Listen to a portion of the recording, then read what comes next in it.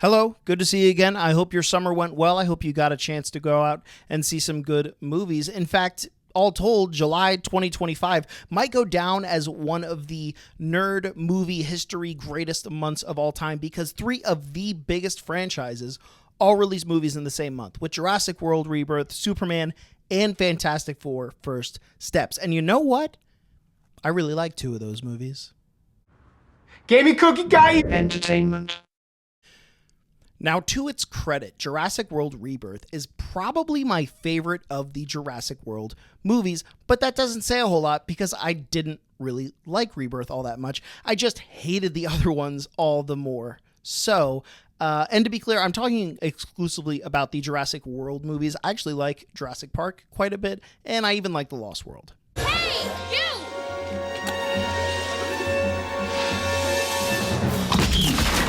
But I don't know what it is about the World movies. They just don't do it for me, and they somehow manage to suck all of the joy out of dinosaurs, like every little boy's favorite thing. They make it boring, and they don't help their own case because it seems like each of these movies in this franchise is all about like, oh man, dinosaurs are so lame now. We have to make new dinosaurs to keep people even kind of interested in these. Like, I don't know, dude. If you can't figure out a way to make dinosaurs interesting, maybe you shouldn't be making Jurassic Park movies.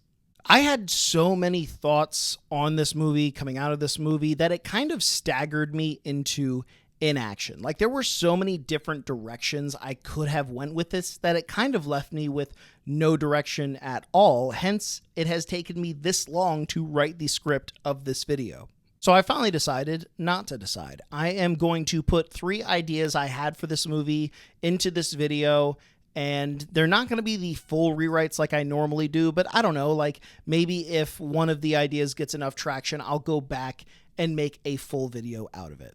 And so without further ado, hold on to your butts. Idea 1, we never should have left the water. You know my favorite part of Rebirth? Like, truly the part that made it my favorite of the Jurassic World series. It was everything that took place on the ocean.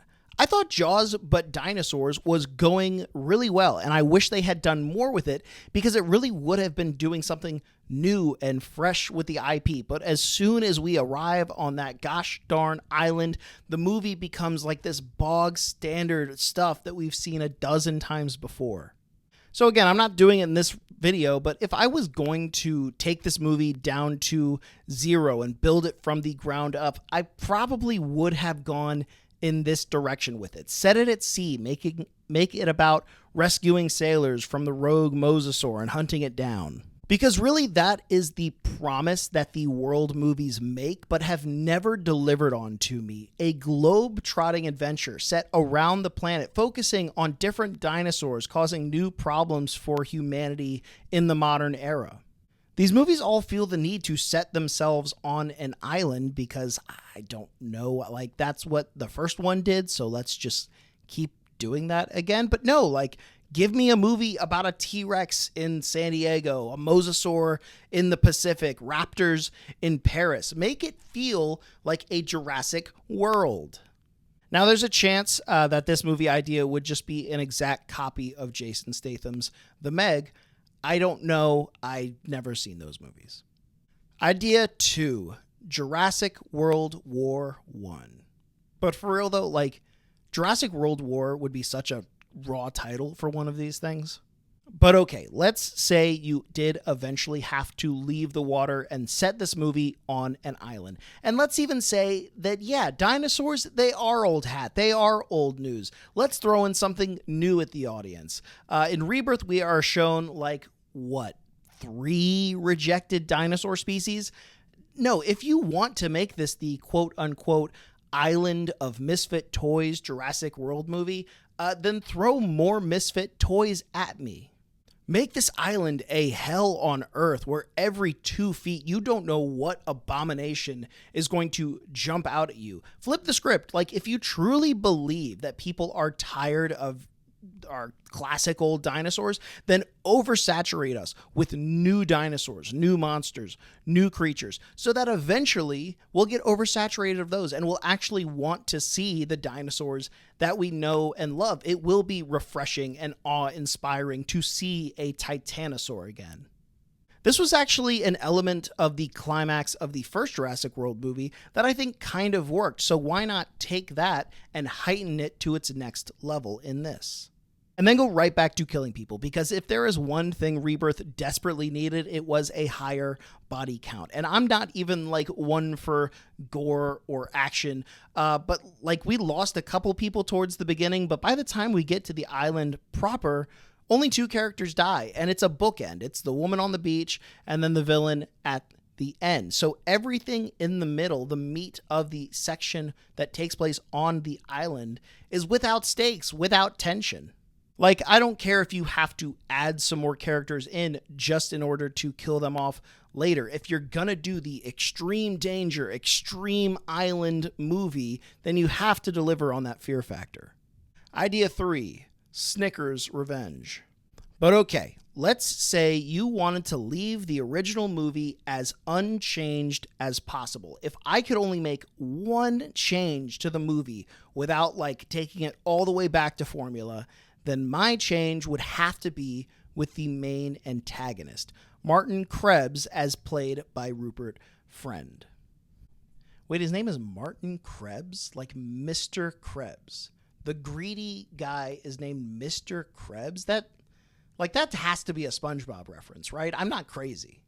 In the movie, as it was originally presented to us, Mr. Krebs is a greedy pharmaceutical rep, and that is pretty much it. What you see is exactly what you get. Evil guy is evil, and he's willing to take lives to turn a profit for his company. And as glad as I am that we finally have a guy who cares about the poor shareholders, I spent the entire movie just waiting for him to be more than meets the eye. Is he good? Does he have ulterior motives? Anything to make him at least kind of interesting, kind of resemble like a human person with wants and whatever. Because don't get me wrong, like villain just for the sake of evil is fine in some movies. It helps when the movie around it is more interesting, and that's where this movie has a problem. The rest of the movie around Martin Krebs isn't that interesting, so we're kind of counting on our villain to draw some interest. And I think the simplest and most efficient way to do that is to give Martin Krebs a personal reason to want to get on that island. Not what his bosses want, what he wants. In fact, maybe his bosses don't even know that he's using company resources for this expedition. Maybe that's why he is so cagey about being discovered. And what could compel a man to risk his life to go to an island that he knows is infested with extremely dangerous creatures? Love and revenge. Yes, in my version of Jurassic World Rebirth, the guy killed at the very beginning of the movie who got everyone else killed for eating a Snickers bar, because when you work in a highly sensitive environment, Snickers satisfies. Please open the door for me! Yes, the Snickers guy will actually be revealed to be Martin Krebs' husband, and now the D-Rex has become his white whale. He will hunt it at all costs, which we can tease with everything that comes earlier on the water, making him this Captain Ahab figure.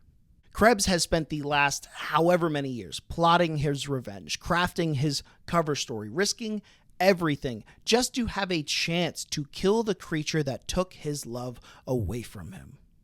I like to think this recontextualizes the entire movie, and by extension, Martin Krebs' plan is more interesting and way more personal.